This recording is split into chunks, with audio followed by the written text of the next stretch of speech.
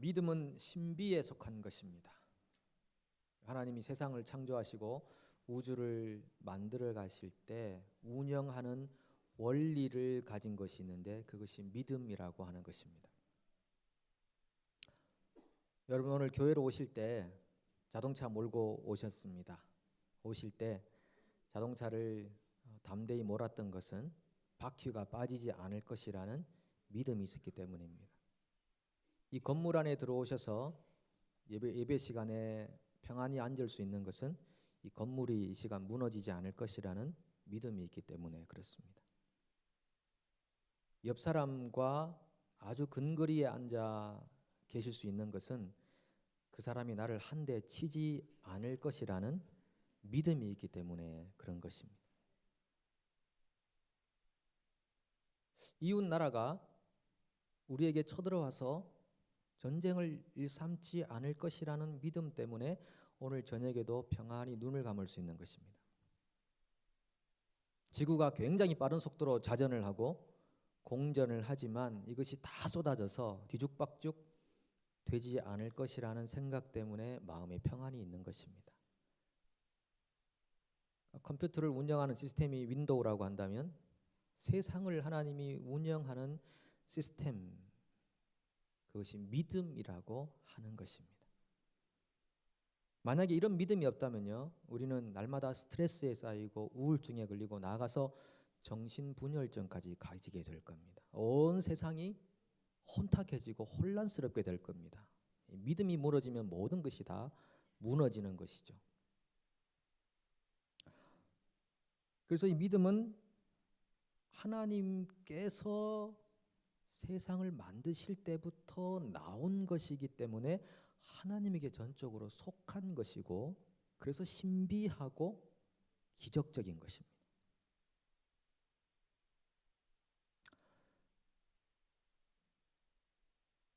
이 세상이 지금도 파멸되지 않고 자멸하지 않고 운영되는 가장 확실한 이유는 하나님이 우리 세상 안에 심어놓은 신뢰나 믿음이라고 하는 놀라운 원리 때문인 것이죠. 예수님께서 이 땅에 오셔서 뭐라고 하셨습니까? 내 믿음이 너를 낫게 하였느니라. 내 믿음이 너를 구원하였느니라. 도대체 믿음이 뭐기에 병도 치유해주고 죄도 없애주는가? 너무 신기한 거지 않겠습니까? 육신적 치료와 영적 치료가 다 믿음으로 가능하다. 참 믿음은 참 신비한 것일 수밖에 없습니다.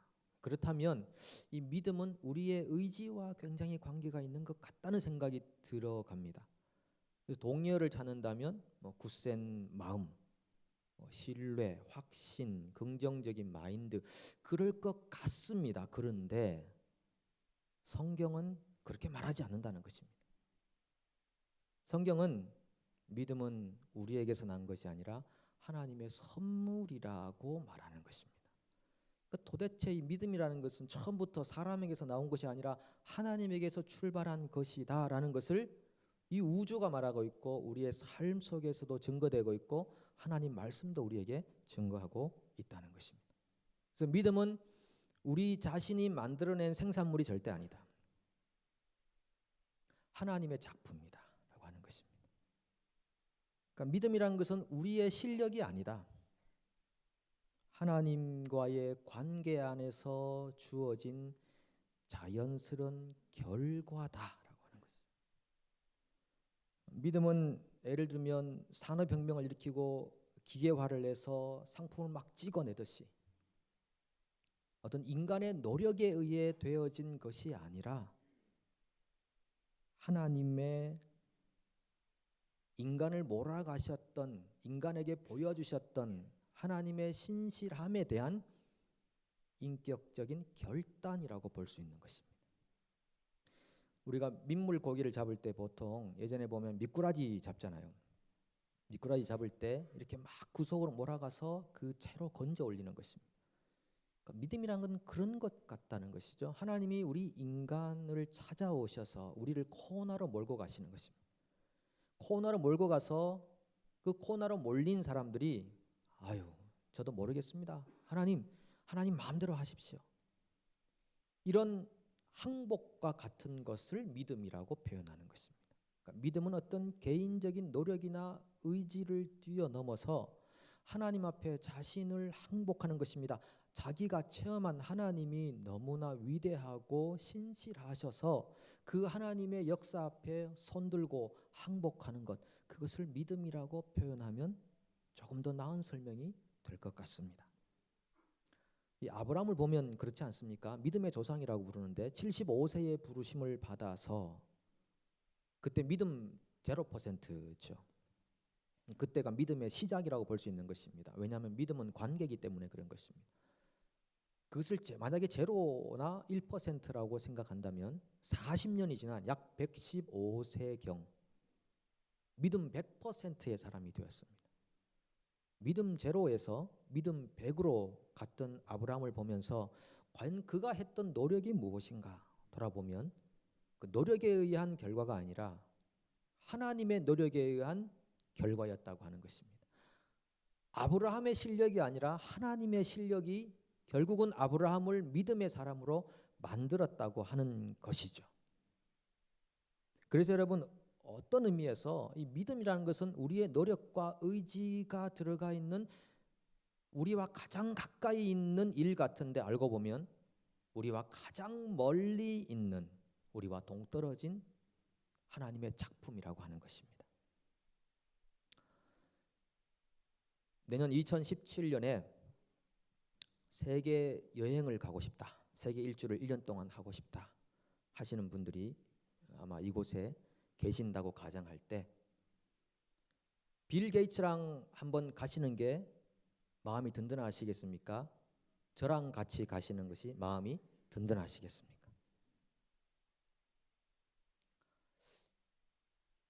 빌 게이츠랑 가면 마음이 든든한 이유는 여러분들이 빌 게이츠에 대한 믿음이 좋아서가 아니라 여러분과 함께 가는 그분의 재력 때문입니다. 저랑 같이 다니면 여러분 엄청난 재산적 손실이 될 겁니다. 그건 너무나 자명한 사실이죠. 여러분이 믿음이 없어서가 아니라 함께 가는 저의 무능함 때문인 것이죠. 그러니까 믿음이라는 것은 우리의 의지적인 노력이 대단해서 찬송을 받는 것이 아니라 우리가 믿고 있는 그 대상이신 하나님이 너무나 신실하고 믿을 만한 분이시기에 그 믿음이 우리 속에서 자생되고 배양된다고 하는 것입니다. 요나단이 병사 한 사람 데리고 블레셋 군사에게로 가기로 결정을 합니다. 그래서 무기 든 자, 이 무기 든 자는 수종과 같습니다. 자기를 위해 목숨을 걸겠다고 하는 한 병사가 있는 것이죠. 그 사람에게 요나단이 이렇게 말합니다. 배짱이 좋은 겁니다. 자, 구원은 사람의 많고 적음에 달려 있는 것이 아니니 중요한 것은 하나님이 무엇을 원하시는가 하는 것이야. 우리가 거기로 한번 가보세. 이렇게 표현합니다. 그럴 때에 무기 든 사람, 수종이라고 부르죠. 이 사람이 뭐라고 하느냐 하면 당신의 마음에 있는 대로 다 행하소서. 내가 당신과 마음을 같이 하겠나이다. 이렇게 표현합니다. 이런 집안은 뭘 해도 되는 집안이죠. 당신 앞으로 무엇이든지 해봐, 내가 다 막아줄 거야. 이런 집안은 뭘 해도 안 되는 집안이죠. 그러니까 우리들에게 필요한 것은 이 무기 든 자가 가지고 있는 마음의 상태라고 하는 것입니다. 당신의 마음에 있는 대로 다 행하여 앞서가십시오. 내가 당신과 마음을 같이 하여 따르겠나이다. 죽어도 같이 죽고 살아도 같이 살겠다고 하는 가정과 교회와 사회가 얼마나 든든하게 세워져 가겠냐라고 하는 것입니다. 요나단이 그 말을 듣고 사기가 충천했습니다. 힘이 생겼습니다. 그래서 이렇게 말합니다. 우리가 올라가서 블레셋 사람들을 만날 텐데 우리가 한번 하나님의 뜻을 한번 물어보자. 이렇게 한번 하자고 제안하는 것입니다. 우리가 블레셋 사람들에게 말할 때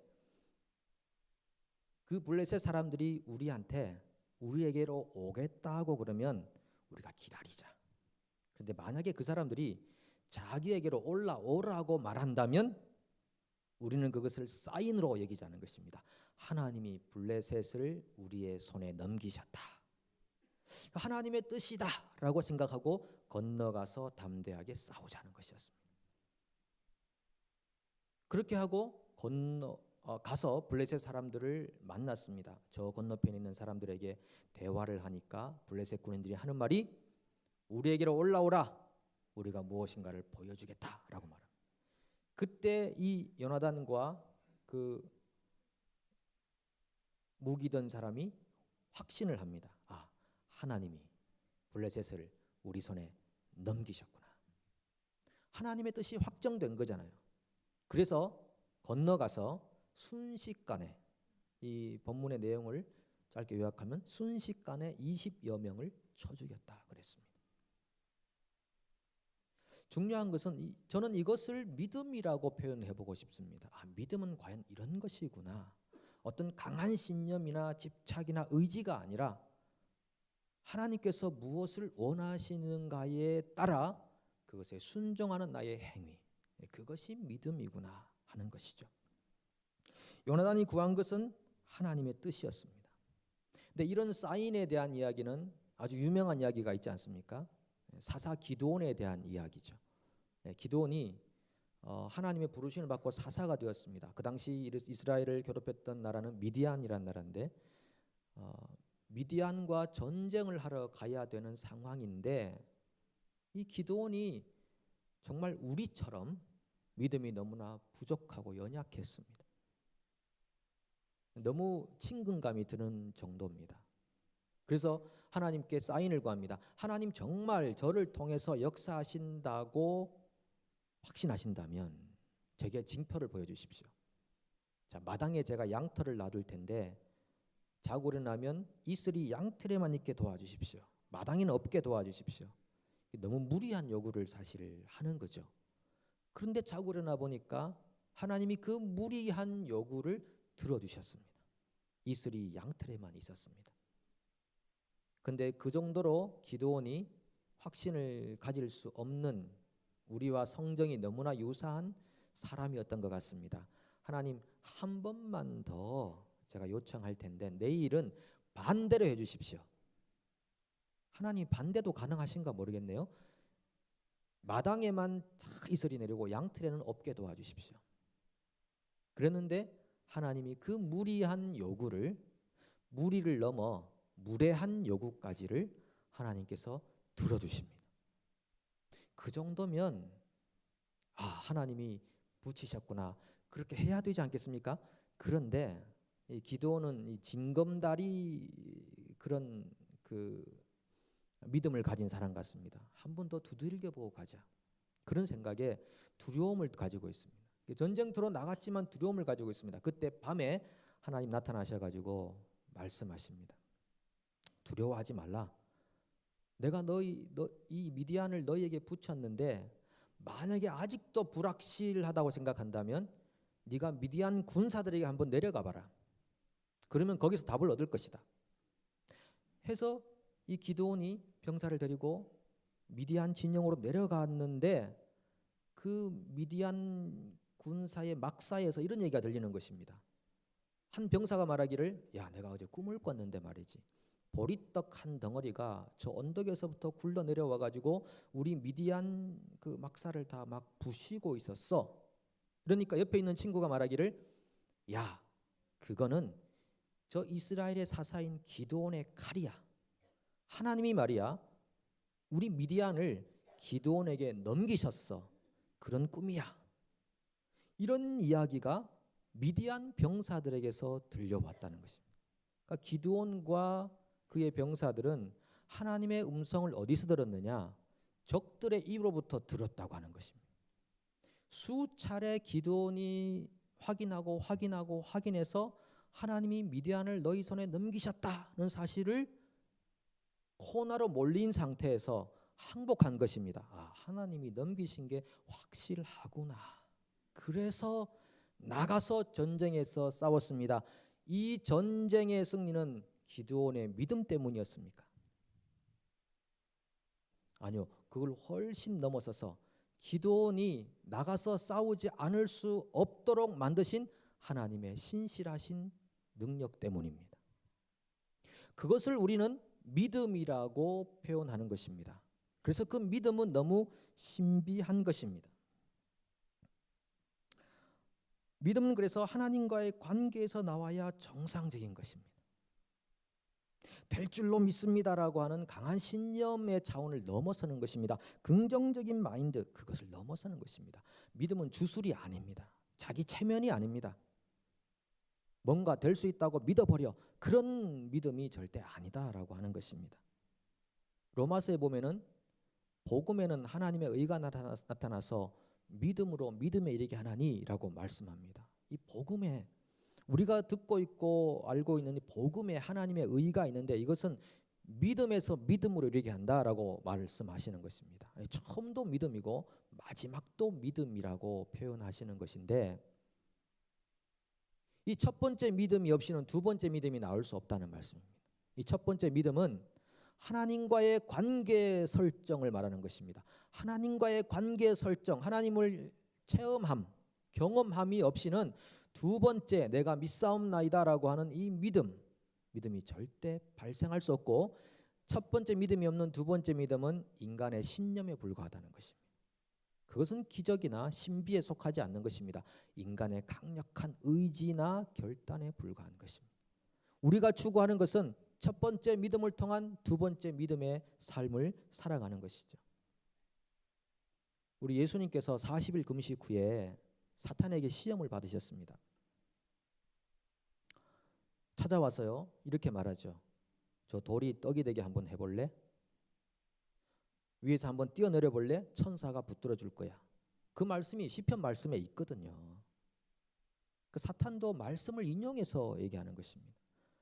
네가 뛰어내리면 천사들이 너의 발을 붙들어 줄 거야. 그럴싸하게 다가오는 것입니다. 그런데 예수님께서는 그런 부분에 믿음을 사용하지 않았습니다. 만약에 돌을 떡으로 만들 수 있다면 1억 천금을 얻는 것입니다. 수많은 돌들이 있는데요, 그걸 다 떡으로 만들어서 판다면 얼마나 많은 재물을 모으겠습니까? 뛰어내렸는데 천사가 붙들어줘서 하나도 안 다쳤다. 일약 스타가 되는 것입니다. 수많은 사람들이 자기를 따라올 것입니다. 인기가 있을 것입니다. 그런데 예수님은 그런 데 믿음을 사용하지 않았습니다. 오히려 사람이 떡으로만 사는 것이 아니라 하나님의 말씀으로 사는 것이니라. 주 너희 하나님을 시험치 말라. 오직 그분만 경배하라. 기적이 우리에게 필요한 것이 아니라, 기적을 위해 믿음이 필요한 것이 아니라, 우리가 일상적으로 마땅히 경배해야 할 하나님을 예배하고 하나님의 말씀을 양식으로 먹고 사는 데에 믿음이 필요하다라는 것입니다. 거기에 우리의 믿음을 쏟아 부어야 한다라고 말씀하고 계시는 것입니다. 그래서 하나님과의 관계가 깊어지고 하나님을 체험하게 되고 우리의 믿음이 저절로 하나님의 역사 안에서 배양이 되고 나면 어떤 결과를 가지는가 하면요, 우리를 통해서 하나님의 뜻이 이루어지는 것입니다. 성경은 우리에게 그것을 말하고 있고 복음은 우리에게 그것을 말하고 있는 것입니다. 저는 예수님께서 제자들에게 가르쳐 주신 기도가 요즘 너무너무 정말 은혜롭게 다가옵니다. 뭐라고 합니까? 아버지의 이름이 거룩히 여김을 받으시고 아버지의 나라가 임하고 아버지의 뜻이 하늘에서와 같이 이 땅에서도 이루어지게 하소서. 그것을 위해 우리의 믿음을 사용하라고 말씀하고 계시는 것입니다. 우리의 믿음이 그렇게 하나님을 체험함으로써 더 이상 나를 주장할 수 없는 항복의 상태에 이르게 되면 결과적으로 내 뜻이 아니라 하나님의 뜻이, 내 나라가 아니라 하나님의 나라가, 내 이름이 아니라 아버지의 이름이 거룩히 여김을 받는다는 말씀입니다. 세례 요한은요, 감옥에 갇혔을 때 저를 감옥에서 풀어주시옵소서, 풀어줄 줄로 믿습니다, 이런 믿음 사용하지 않았습니다.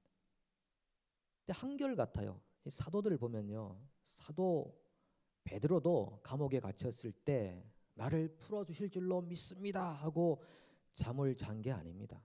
사도 베드로가 내일 죽을지도 모르는데 깊은 잠에 빠져 있었다고 하는 것은 하나님이 나를 건져주시겠지가 아니라 이미 얻은 영생과 구원의 감격이 있기 때문에 그런 것입니다. 내가 여기서 죽어도 좋다라고 하는 하나님을 향한 신뢰가 있었기 때문입니다. 하나님을 체험한 것이 너무나 커서 그분이 너무나 내 삶의 일거수일투족을 모르는 부분이 하나도 없기에 오늘 내가 처한 감옥 같은 상황도 아시기에 그분 때문에 두 다리 뻗고 잘 수 있는 것이 믿음이라고 하는 것입니다. 그 당시 초대교회도 사도 베드로가 감옥에서 풀려날 것이라고 믿음으로 기도한 흔적이 없습니다. 사도 바울은 또 어떻습니까? 사도 바울도 감옥에 수차례 갇혔습니다. 감옥에 갇혔을 때 그가 교회들을 향하여 편지를 쓸 때 한 번도 내가 이 감옥에서 속히 풀려나도록 기도해달라고 한 적이 없습니다. 믿음을 그런 데 사용하지 않았다고 하는 것입니다. 오히려 주의 복음이 내가 갇힌 감옥적 상황에서도 나를 통하여 담대히 증거되게 기도해달라 이렇게 부탁했고 이런 삶에 자기 믿음을 던져 넣었다고 하는 것입니다. 여러분 그렇다면 우리가 병 낫기를 위해 기도하고 일용할 양식을 얻기 위해 기도하는 것이 잘못된 것일까요? 아니요, 그렇지 않습니다. 성경에 보면 병 낫기를 위해 기도하라고 했고 일용할 양식을 주시옵시고라고 기도하라고 예수님도 가르치셨습니다. 중요한 것은 우리가 그런 것들을 구할 수는 있지만 그것이 정말 응답되어서 내가 병이 치유되고 양식을 먹고 사느냐 마느냐 하는 것은 내 몫이 아니라 내 믿음의 몫이 아니라 하나님의 몫이라는 사실을 인정한다 하는 것입니다. 내가 병이 나지 않아서 죽을 수도 있는 것입니다. 내가 굶어서 죽을 수도 있는 것입니다. 그러나 그것은 하나님의 몫인 것입니다. 거기에 당신의 믿음이 부족해서 그렇다라고 얘기해서는 안 되는 것입니다. 그 결과에 대해서는 하나님이 책임지시는 것입니다. 오늘 이 요나단이나 기드온처럼 하나님의 뜻이 무엇일까 사인을 구하는 것, 그것은 내 뜻과 관계없는 하나님의 뜻을 구하는 것입니다. 그래서 참 아이러니한 것입니다. 믿음이라는 것은 처음에 말씀드린 것처럼 나와 가장 밀접하게 있는 나의 의지인 것 같은데 알고 보면 나와 가장 관계가 먼 하나님으로부터 주어진 결과라고 하는 것입니다. 그래서 우리는 오늘도 하나님 무조건 승리하게 해주십시오. 무조건 성취하게 해주십시오. 라고 하는데 믿음을 쓸 것이 아니라 하나님 우리를 향한 주님의 뜻이 무엇이옵니까? 사인을 주십시오. 하나님 가르쳐 주십시오. 그래서 아버지의 뜻이 나의 이 부족한 몇십 년의 삶을 통하여 이 세상 안에 드러나기를 소망합니다. 그런 것이 우리의 기도와 우리의 믿음이 되어야 하는 것입니다. 그래서 믿음은 하나님의 관점에서 하나님이 이렇게 일하셨다, 하나님이 이렇게 역사하셨다는 것을 기대하는 마음입니다. 그래서 믿음에서 여러분 우리 자신을 빼야 됩니다. 많은 경우에 우리는 이렇게 말하죠. 내가 믿었다. 내가 기도했다. 내가 원했다.